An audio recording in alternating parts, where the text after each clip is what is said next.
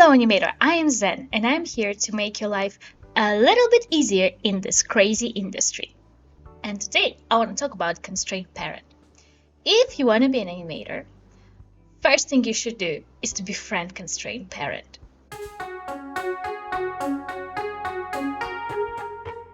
So what is constraint parent? Well, essentially it is used so your character can hold an object or your character can be attached to a moving vehicle or some sort of elements of a background to stay in place.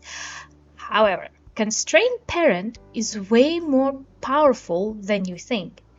It can do so many useful things for animator. For example, you can use constraint parent to prevent your legs from sliding in your walk cycle. I actually have a whole video about it on my channel. You can check it out. Constraint parent has so many variations on how you can use it. It is an essential tool for any animator. So today we're gonna talk about most basics, just introduction, and I will have several more videos about constraint parents on the advanced level and on the god level of knowing constraint parents. Stay tuned for the new videos, but for today let's jump into our basic understanding of constraint parents. And here I have a very simple animation done with just throwing the apple up. And on this example, I want to show how to attach the apple to the arm, release it, make some animation in the air, and then drop it back and attach it back to the arm. So here we go. I have no keys or no constraint parent on my apple. I kept the animation of the arm just to save us time. But as you can see, apple has no keys or no constraints. Let's figure out what we can do.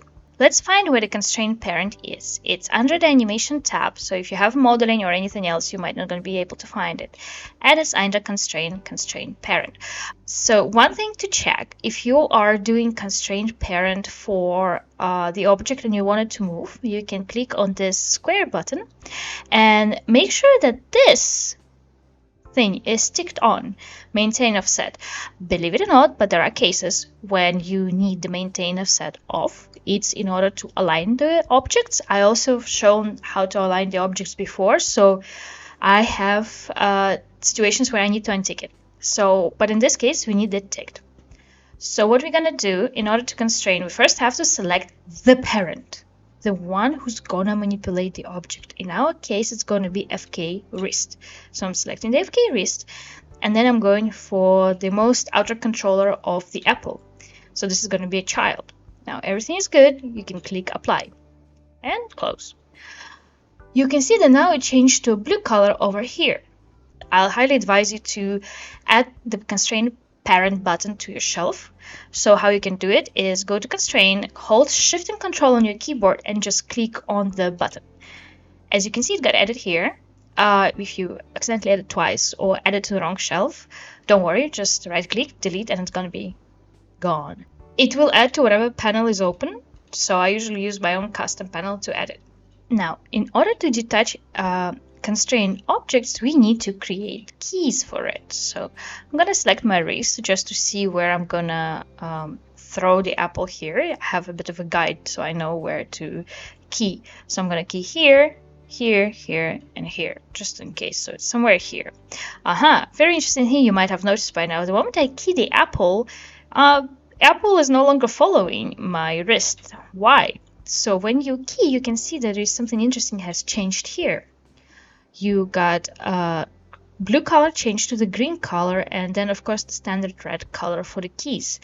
And you got a new attribute called blend parent. So this is the one that's going to be responsible for whether our object is following the hand or not. If it's on 1, it's following. So whatever is on 1, you can see in the graph editor, here's no keys, so whatever was before is going to follow our apple. But over here, it's on 0, so it stops following. So if I wanted to follow here, I can just, I use the middle mouse click and drag like this to switch it to 1. Or you can manually come here, type 0, you can manually type 1, up to you. You can even drag it in the graph editor, it doesn't matter, it will switch. And over here, you can also have on 1, and now we can have it on 0 because it should be definitely in the air. So when it's on 0, this becomes again movable. So your coordinates, that the one being constrained, are no longer constrained, and you can move. See, the apple stays in the air now. It doesn't follow the arm anymore. However, over here, you can see something is happening to blend parent. It has not 0, not 1, it has decimals. So decimals are enemy. Remember it. Why? Because if we have decimals, what happens is that, you see, the apple seems to be following, right? Let's go keep further. Apple is kind of following, right? It's like, what is going on? Why is it kind of following, but also like weirdly switches around? Because decimals show the influence of your parent. So if it's not 0 or 1, it's something in between. You always want to keep your constraint parent the same as IKFK when you switch, either on 0 or 1. Do not have decimals. They create problem. So what you can do here, instead of having it on 1, you can switch here on 0. But if you face this interesting problem, when you switch to 0, your apple kind of runs away. But why? You switch it back to 1, it's on the correct spot. You switch to 0, okay, yeah, I can go in and adjust it myself back. It's also an option, right? So it looks like it's getting strong, quite nice. However, if you want your apple to get exactly the same pose as it was on 1, you can do next trick. Before you put it on 0, click S key. You can clearly see that something has changed now. Graph editor. Let me zoom in to show you. So when it's constrained and you don't press key, it does not remember the correct position of the prop. So what you can do, you can press S, and you can see how the coordinates changed. Because you pressed S, now this coordinates got updated, and if you now drag it to 0, even though it's on 0, it stays exactly at the same spot. Of course, it's not going to follow anymore, you can see, but this way you can have a very smooth transition to going up for the apple. Boom. Now our apple is in the air. We can just do some keys, like it's going up, and then we can have it dropping back down. And we get our apple to land back. What you can do here is set it back on 1 again. And you can see it's kind of like weirdly shifts to the position that it was at. But it's okay. I'll show you how we can fix it. There is a reason why we have not one controller for our prop, but several controllers. And this is very important. When you're going to have a prop that you need to constrain, you cannot have just one controller, because you will need all these adjustment controllers. And let me show you why.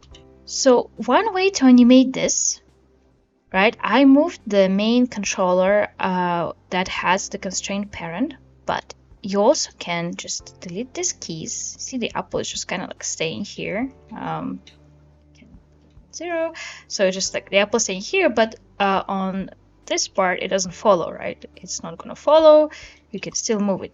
You can use, instead of using this controller, you can use the sub-controls that you have in your apple to create the animation. So you can use the middle controller, animate the middle controller here, and let it land. And then you can use another controller to create a rotation. This way, when the apple lands, you can have a bit more of rotating. A very important side note. So if you are throwing the apple in the air by using subcontrollers, don't think you can just keep this on 1, because the moment you keep this on 1 and while you are animating the apple in the air, you might want to adjust your wrist for some reason. You will break the beautiful arc you have been building for a while to make that apple nicely hold in the air and then drop. So if you're animating these controllers to make the apple go up, do not forget to still put all the time the apple is in the air the controller that is attached, that has a constraint parent, on 0. It's very important, because you will mess up your animation if you do not put it on 0. One little change in the wrist and the whole time you're trying to build the arc for your apple is going to be wasted. I usually use this to animate the way I have done the first time. For me, I feel like rotation I like to keep separate, but the translation can totally be done on this controller. I see no problem of animating the controller that has constraint parent. So we can have something like this. But I still can use this controller to adjust if I need, for example, on the hand when it drops, I can use this controller to kind of like adjust that it rolled off and I'm catching it. Boom. See?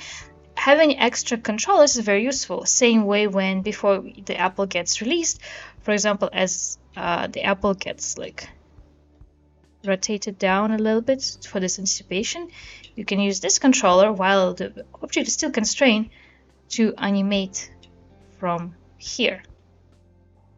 And like this. There you go. You can get pretty decent animation if you have extra controllers. So always have at least two. 2 is enough. 3 is awesome. One more trick I want to show you.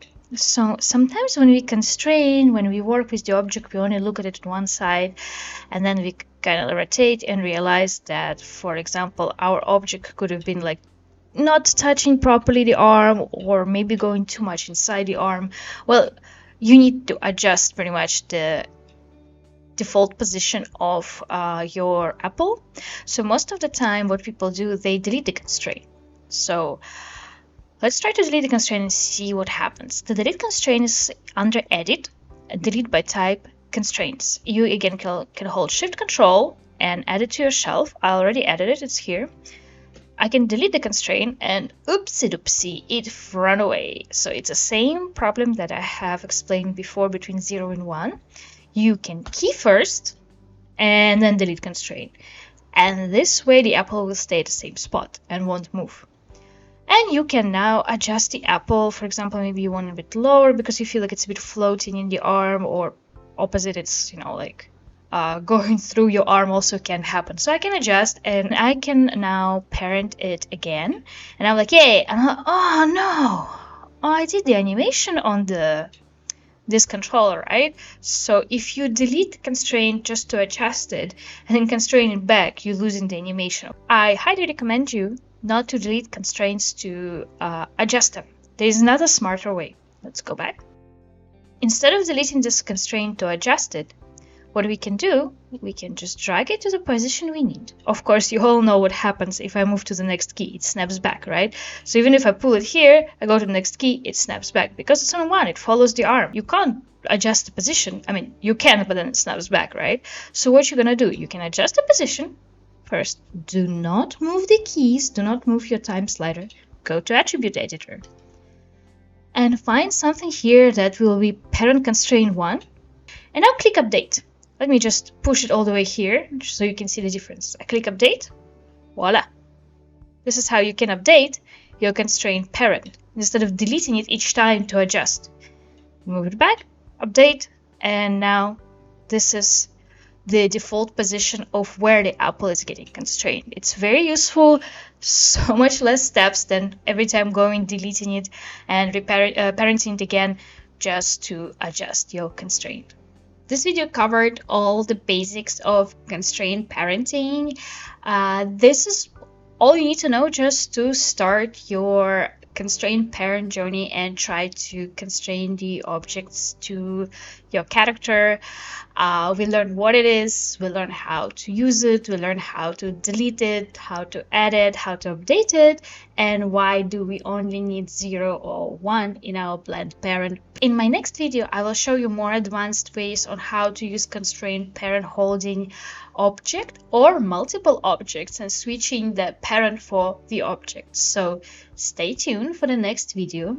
As always, I want to say that I am a full-time working animator and I can only do these videos once a month. So if you don't want to lose me, please subscribe. Give me a comment. Maybe you want to request something for you to learn. I already got a lot of amazing requests and I'm listing them all down and I'm gonna do them one by one. The videos about the workflow, and there was a graph editor requested, so I'm gonna focus on those soon as well. And for now, I'm gonna say to you as always, stay healthy, animator.